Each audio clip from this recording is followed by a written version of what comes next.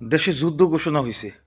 দেশের মধ্যে যুদ্ধ ঘোষণা করছেন একটি মহল। দেশ এখন আমরা দেখতে পাচ্ছি যুদ্ধ ঘোষণা করছেন কিসের? যারা মানবতা বিরোধীর বিপক্ষে ছিল তাদের বিরুদ্ধে যুদ্ধ। যারা একাত্তরের বিরোধিতা করেছে, একাত্তর বিরোধী তাদের বিরুদ্ধে আমাদের যুদ্ধ। আমার একটা প্রশ্ন এখানে জেগে যায়, একাত্তর বিরোধী, মানবতা বিরোধী এরা কারা? এদের নাম বলেন না কেন? এইভাবে বললে তো জনগণ বুঝবে না ভাই। এইভাবে যে বলছেন, এইভাবে তো জনগণ বুঝবে না। সুস্পষ্ট করে নাম বলেন, তারা কারা। আর তাদের নাম যদি বলতে আপনাদের এত লজ্জা লাগে, তাহলে এই কথা কেন বলেন ভাইয়েরা? জনগণের সাথে আর তামাশা করবেন না।